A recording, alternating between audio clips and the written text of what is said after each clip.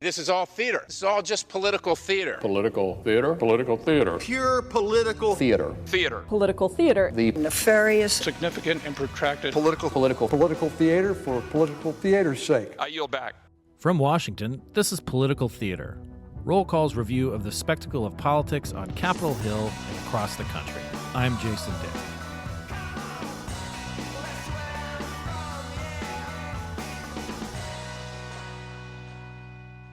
Filmmaker Dawn Porter's documentaries run the spectrum of the political world and process.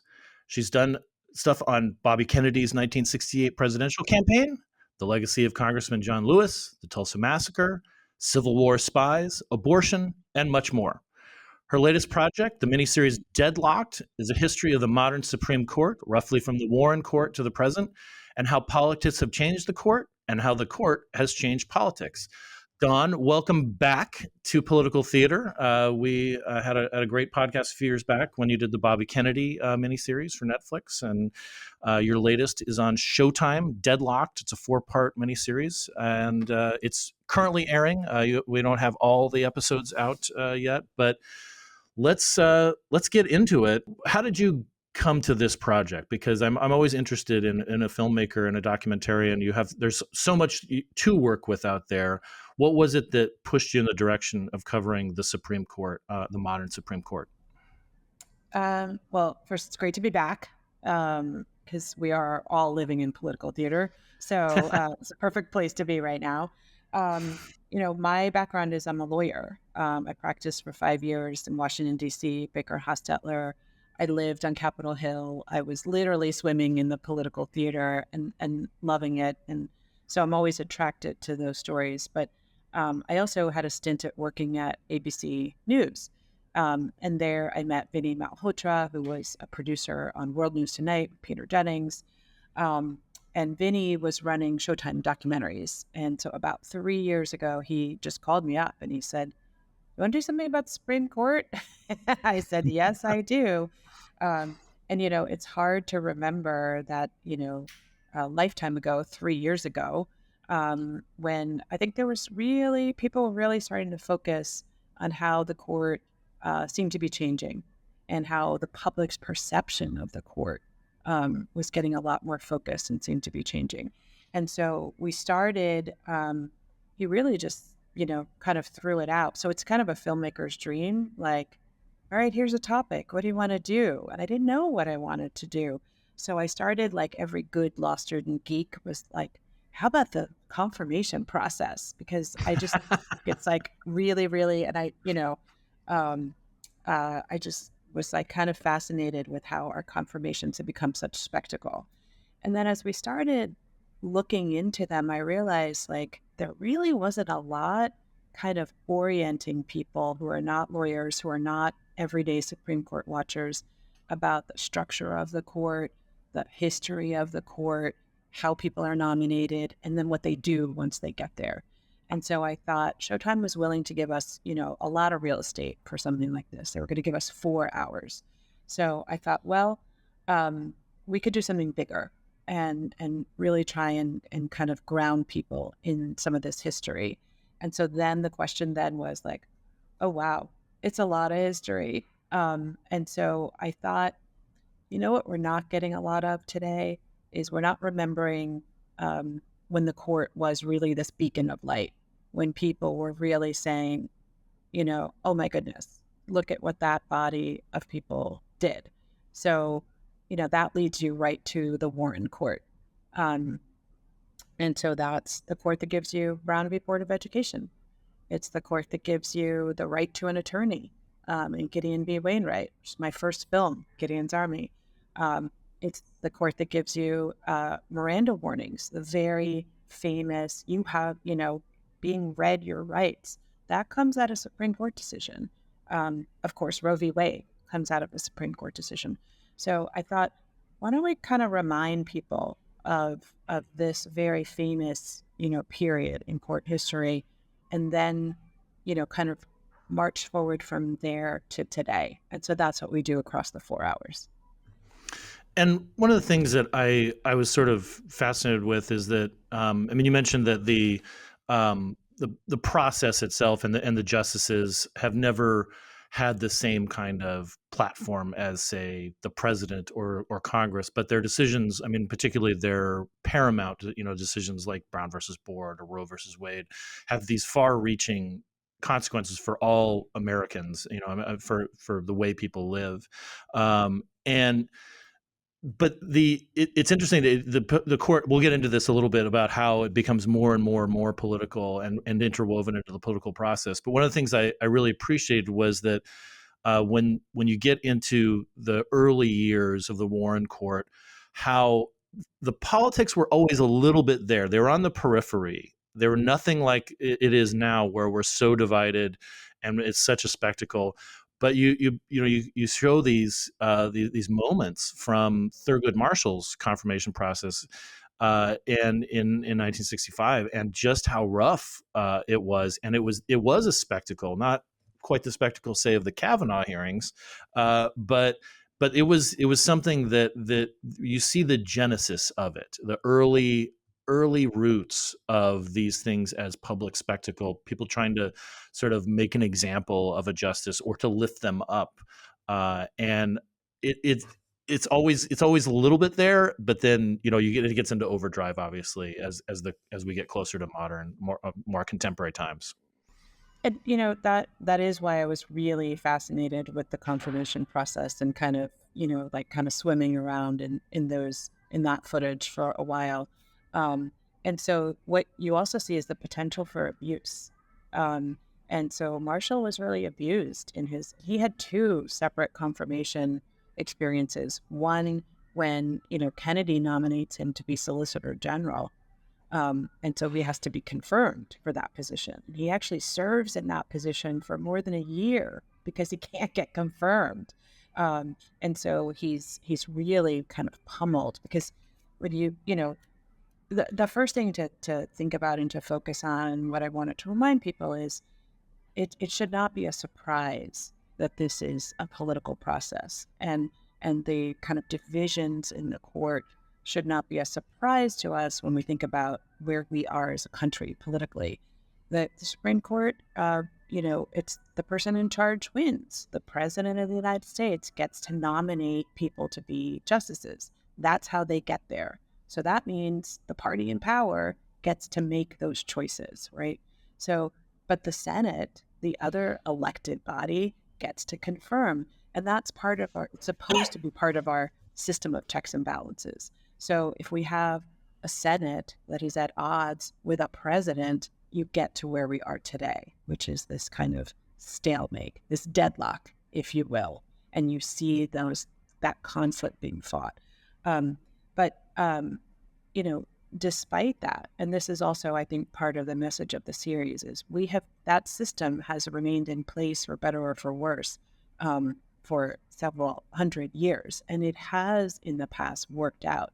So it's not the system's fault. It is our fault if it's not working. And so, always reminding people that our elected officials are elected. The Supreme Court is not elected, but our officials who are placing and constituting that body are. And it seems like one of the, kind of main takeaways, at least that I took from not just your series, but also just being an observer of Congress and the Supreme Court, and particularly of judicial nominations from 2015 on, is that there is typically this ebb and flow of the way the court changes and evolves. And we have some very stable times, like the years between Stephen Breyer's confirmation in 1995 to when Sandra Day O'Connor and Rehnquist, Rehnquist died, Sandra Day O'Connor retired. But there's an 11-year period of time of relative stability. But in general, we have these, a natural sort of evolution where presidents of different parties pick people to serve on the Supreme Court. It doesn't always work out the way they thought they may have ruled, but there's a way that the court sort of settles itself or settles into modes of function. And when Antonin Scalia died, and Merrick Garland was nominated by Barack Obama to take his place, and Mitch McConnell, the Senate Majority Leader at the time, said, no, we're going to wait until the election. That really disrupted the natural process of the court sort of reconfiguring. And then fast forward to 2020, when Ruth Bader Ginsburg dies and McConnell speeds up the process, sort of the antithesis of what he did in 2016 to confirm Amy Coney Barrett. It changes the balance in such a way that would not have happened in previous eras where, a Blackman, replaces Abe Fortas, or something, along those lines. And so, or a Kennedy, an Anthony Kennedy comes on board and is this sort of wild card. It doesn't seem like there are any wild cards left out there. What you're pointing to is why I love documentary and why it's really important that we had as much time as we had to trace this history. Because what you see, McConnell's kind of influence starts way before that. It goes back to where Judge Bork is not confirmed, and Right. You see a very young Mitch McConnell taking to the well of the Senate. We have this in the series, and he essentially vows that he will not confirm judges, who are when there's this close of a contest, that he's not going to do it. And then so he says it. And so you see him in the series saying, we can sure shoot him down. And he vows essentially retribution for the Senate's failure to nominate to confirm Judge Bork, who's a conservative judge. And so then when we get to Barack Obama, it's 263 days before the next election. And he won't give Merrick Garland a hearing, not even a hearing. So we get no vote. And that shows you the power of the Senate, which goes back to we elect those people. And so if they're not going to do their jobs honorably, we do it with saying that. But then you see Amy Coney Barrett is not just confirmed before the next election. It's 23 days when we're already voting. Mm-hmm. Right. So 263 days for one, and he says, no, we got to wait to the next president, 23 days for the next. But the other thing is he doesn't care. He knows that he's completely reversing himself, and he doesn't care. And I think one of the differences of today, you talk about our checks and balances and our political power, and that's to be expected. The other really important disruption is Donald Trump's decision to essentially take the Federalist Society and outsource the choices of justices. And so what you get is one non-elected special interest group curating the Supreme Court. And so that you get these justices who are pretty much voting in lockstep along ideology rather than a traditional interpretation of law. And that's what feels so out of step with our current government. So historically, you might have people who are judges who vote lots of different ways, but they're judges. They're not ideologues first. They're judges first. And now you have the Federalist Society who essentially, you basically take an oath to abide by their principles. And those are the judges that we have who've been confirmed today. What was the most surprising thing or interesting thing that came out of your research for this? You mentioned, you're a lawyer by training. You worked on the Hill. You worked with Baker Hostetler. You're one of those people who would have been able to, you would have been able to name, more than one Supreme Court justice, which is beyond, like most people, who are polled. It is a branch of government that is the least known. But again, I learned, some stuff. I think the most interesting thing I learned may be that John Paul Stevens, when he was nominated by Gerald Ford in 1975, 2 years after Roe versus Wade, was not asked a single question about abortion in his confirmation hearing. It was settled. It was done. And then, we've got a bunch of people making abortion the preeminent sort of litmus test issue later on, the Paul Weyrichs of the world and so forth. So that was interesting to me, and I didn't know that. What was the most interesting thing or interesting things that you got out of your research for this project? Yeah, there were many, and you're right. Like, I am a Supreme Court. I'm a lot of ways like a secret legal geek. I mean, when I lived in DC. I've read Five Chiefs by John Paul Stevens. Okay, you win.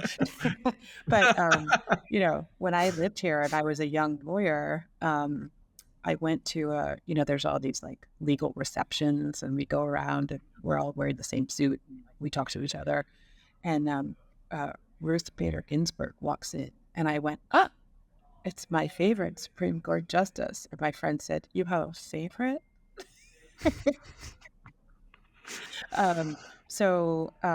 Yeah, I thought I knew quite a bit. Certainly always stuff to learn. But so a couple of things. One is that Earl Warren had no confirmation hearing. I just assumed you had to have a confirmation hearing.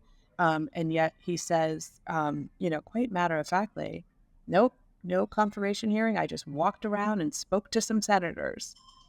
So Earl Warren was not a practicing lawyer. He was the governor of California. When he is appointed, he's promised the next Supreme Court seat. That sounds like affirmative action, right? He's promised that seat. And then the seat that was vacated is in the Chief Justice spot. So not only does he not have a confirmation hearing and he's promised the seat, he is appointed into the most powerful position on the court. So that was really surprising to learn. I didn't know that there was no code of ethics. I think we're all achingly, painfully familiar with the idea that there's no written code of ethics today. I also didn't know there's no magic to the number 9.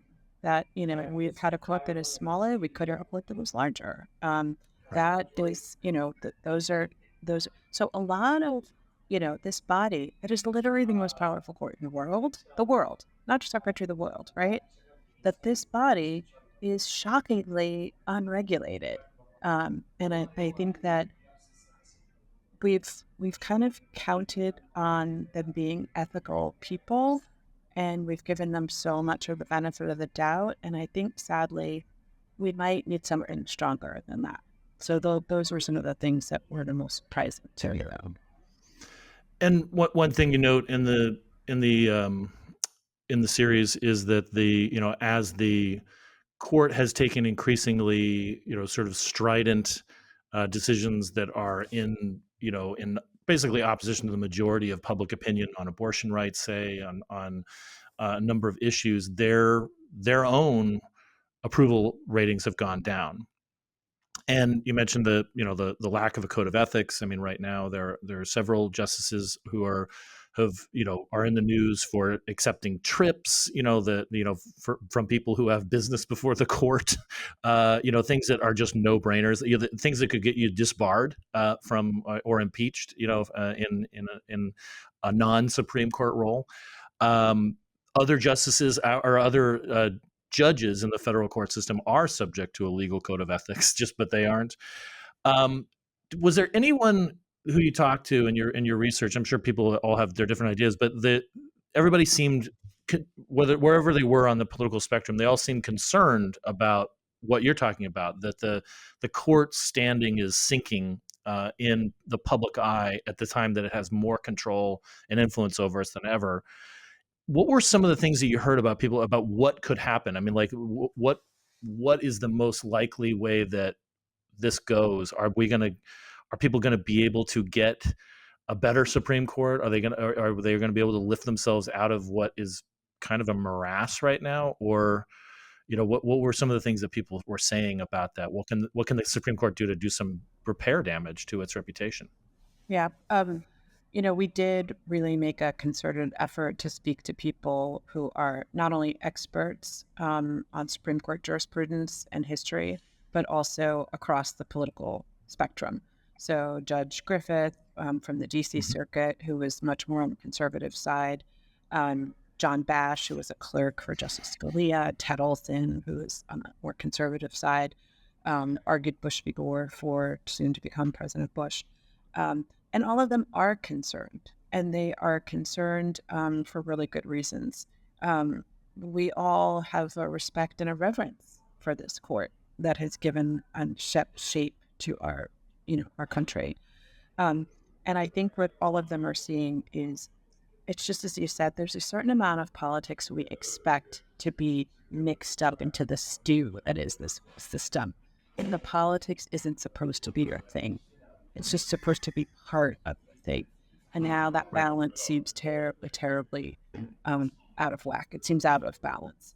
And so I think people, but lawyers, we are institutionalists.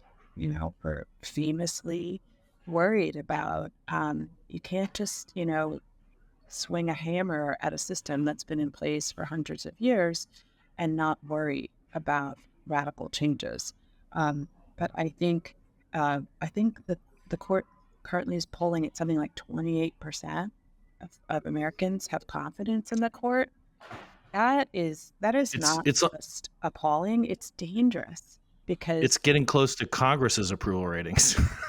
It's that bad. It's that bad. That bad. They drop a few more points. So we kind of like have to do more than wring our hands, because and that's the trailer that we have, which is very dramatic, but is meant to be dramatic. It's meant to grab your attention. And Amanda Hollis-Brusky, who writes very in depth about the Federalist Society and about Leonard Leo, is why obey? The court has no army. It has no power of the purse. It has our voluntary willingness to obey its decisions as a body politic. And if we do not respect the decisions that are coming from the court, why would we obey those decisions? And that is really like foundationally important. So I think that even people, like wherever you are in the politics, are thinking we might need to be thinking outside of the box here. We might be pushed to be deciding. So there are things like you could increase the number of justices. We certainly could have a code of ethics. There is literally no reason not to have a code of ethics, So I think we're going to see more and more pressure for some more substantive addressing of how the court behaves. And I think that calls for that are only going to increase. We're about a week away from the court's new term. And so we're going to have a lot more attention. And that's why we're premiering the series at that time. Yeah, I mean, the timing could not be better. I mean, we've got another very consequential Supreme Court term. They're all consequential now. I mean, it's kind of dizzying to sort of keep up with it, and just the number of cases that we've seen, whether it's striking down affirmative action in the university system, striking down Roe versus Wade. I mean, I admire your ability to actually get that into the last episode or so, because I love the visual where you have the composites of the judges. They're sort of their school day photo, of where you go back in time and you see the composition of the court change. And I mean, again, the 50s saw Brown versus Board of Education, and the 60s saw the Miranda, and the 70s saw Roe versus Wade. I mean, but it just feels accelerated, and there's so much that has happened in the last few years, and again, people are now paying attention in a way that they may not have before. So having this before the first Monday in October, which is when the Supreme Court's term starts, is a nice way to launch the current Supreme Court term. I hope so. Something that I think Linda Greenhouse said in a report to the New York Times, and she's now at Yale, is we literally saw, with January 6th, we saw what happens when a sitting president decides not to obey.